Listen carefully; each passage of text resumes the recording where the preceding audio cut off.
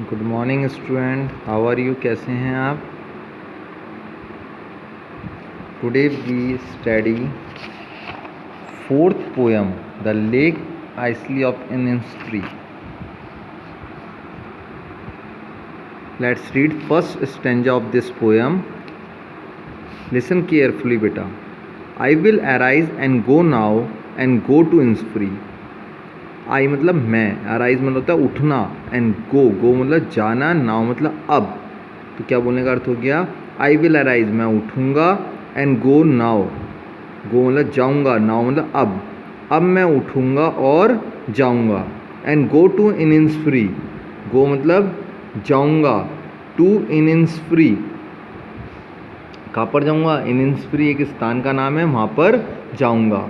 And A small cabin build their. And a small मतलब कहता है छोटा सा. केबिन यानी क्या होता है? लकड़ी से बना एक छोटा मकान. बिल्ड मतलब बनाऊंगा, देयर मतलब वहाँ, ठीक है ना.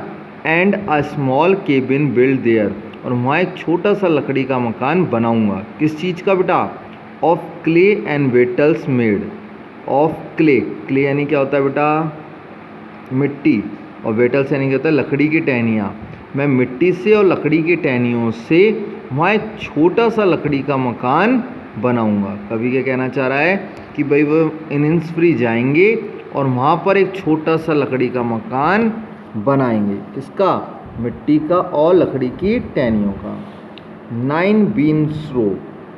9 बीन्स रो. 9 तो 9 होता है, बीन यानी क्या होता है? सेम. रो मतलब क्या होता है? पंक्तियाँ.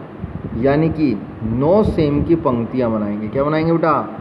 9 सेम की पंक्तियाँ बनाएंगे. विल आई हैव देयर, ठीक है ना. वहाँ मैं सेम की 9 कतारें लगाऊंगा. अ हाइव फॉर द हनी बीज. अ हाइव फॉर द हनी बीज. हाइव यानी कहता है मधुमक्खी का छत्ता. वहाँ मधुमक्खियों के लिए एक छत्ता भी होगा. कहाँ पर? इनिस्फ्री में वो कहना चाह रहा है कि वहाँ पर क्या होगा? एक मधुमक्खियों के लिए एक छत्ता भी होगा. And live alone in the bee loud glade. And live alone, live मतलब रहूँगा, अलोन मतलब अकेले, in the bee loud glade. Bee loud, bee मतलब मधुमक्खियों की, लाउड मतलब जोर की आवाज़ यानी कि गूंज, ठीक है ना. ग्लेड यानी कहता है जंगल में स्थान. तो क्या बोलना चाह रहा है? और जंगल के बीच मधुमक्खियों की भिनभिनाहट से गूंजते हुए खुले स्थान में अकेला रहूँगा. ग्लेड का अर्थ होता है जंगल में खुला स्थान.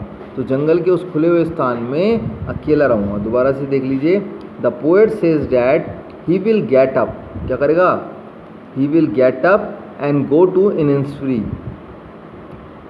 There he will build a small cabin. वहाँ पे क्या बनाएगा वो? एक स्मॉल केबिन. देयर वहाँ पर. Of clay and wattles. किसका बनाएगा बेटा? क्ले और वेटल्स का. मिट्टी का यानी कि मड का, और twisted stick for making fences यानी कि जो लकड़ी की टहनियाँ होती है जिनसे अपन क्या करते हैं बेटा? किसी भी खेत की चारों ओर जैसे आपने देखा होगा लगा के रखते हैं, तो उससे बनाएगा. 9 beans row will I have there a hive for the honey bee. क्या बोलना चाह रहा है? देखो. He will grow there beans in 9 rows. वहाँ पे वो 9 पंक्तियों में बीन्स, सेम की जो फली होती है, उसको उगाएगा. A hive for the honey bee. There will be a hive for the honey bee. वहाँ पर क्या होगा? एक मधुमक्खी का छत्ता होगा. And live alone in the bee loud range. There he will live alone. वहाँ पर वो अकेले क्या करेगा बेटा? रहेगा. In the glade that will be full of the buzz of bees. जहाँ पर किसकी आवाज़ आ रही होगी बेटा? मधुमक्खियों की बज की आवाज़ आ रही होगी. यानी कि मधुमक्खियों की जो गूंज होती है, भिनभिनाहट की आवाज़ होती है, उसकी जो गूंज होती है वो वहाँ पर आ रही होगी. ठीक है बेटा, आ गया होगा समझ में आप लोगों के. दोबारा देखिएगा इसको एक बार, है ना. 1-2 बार देखना, समझ में आ जाएगा. चलते हैं अब नीचे के क्वेश्चन आंसर है वो देखते हैं. आप एक बार देखो, आओ. Name the poem. पोएम का नाम क्या है बताओ?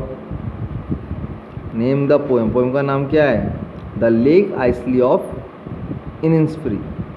The poet intend to go to Innisfree in order to grow beans. क्या कवि intend to go to Innisfree in order to grow beans, तो बीन्स उगाने के लिए जाता है वहाँ पर? बोलो यस, ट्रू. क्या रहेगा उत्तर? ट्रू। थर्ड वन देखेंगे बेटा, the poet think to live in the dash.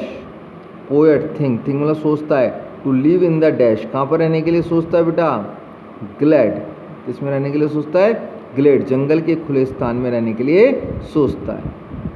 The poet plan to sow beans in dash rows, कितनी रोज में बनाना चाहता है, 9, कितनी रोज में बनाना चाहता है, 9। नीचे वाले देखते हैं, थोड़े से बड़े क्वेश्चन है। The poet want to build a dash at Innisfree, poet क्या बनाना चाहता था इनिन्सफ्री के ऊपर, कॉटेज, क्या बनाना चाहता था, कॉटेज, एक छोटी सी कुटिया बनाना चाहता था। The poet plan to build a cabin of clay and wattles, the poet plan to build a cabin of clay and wattles to dash, to embrace the nature for peace, यानी कि वो क्या करता है बेटा, प्रकृति की शांति के लिए वहाँ पर एक छोटी सी कुटिया बनाना चाहता था। ठीक है, ये क्वेश्चन आंसर आप एक बार और देख लीजिएगा। अगर कोई चीज़ नहीं आए तो आप मैसेज कर सकते हैं इसी नंबर पर। और सेकंड ऑफ ऑल बेटा 21 से क्लासेस स्टार्ट होने का है, तो आप लोग जो भी पढ़ाया जा रहा है उसको सिंसियरली पढ़िए, उसको लर्न करिए, बिकॉज जैसे ही आपके स्कूल्स खुलते हैं उसके बाद आपके फर्स्ट यूनिट टेस्ट भी होना स्टार्ट हो जाएंगे। ठीक है, जिसको FA1 आप लोग कहते हैं। और दिसंबर में आपके हाफ ईयरली एग्ज़ाम्स होते हैं जैसा कि, तो उससे पहले जो भी कोर्स कराया जाए उसको सिंसियरली पढ़िए। ठीक है, और सबसे बड़ी बात है बेटा, मैंने देखा कुछ बच्चे हैं ना, पढ़ तो रहे हैं, मतलब होमवर्क तो रिटर्न तो कर रहे हैं, तो उसको लर्निंग नहीं कर रहे। वाई, क्या आपको 9th स्टैंडर्ड में आने के बाद भी हमको ये कहना पड़ेगा कि आप लर्न करिए, जो भी वर्क आ रहा है आपके 2 या 3 सब्जेक्ट्स का आ रहा है, आप उसको रिटर्न डाउन करिए और उसको प्रॉपरली लर्न भी करिए। ओके, तो नेक्स्ट टाइम अगर मैं किसी बच्चे से मिलता हूँ और ये शिकायत आती है कि उसने लर्न नहीं कर रखा, तो फिर उसको पनिशमेंट मिलेगी। Okay dear, okay, bye, see you tomorrow.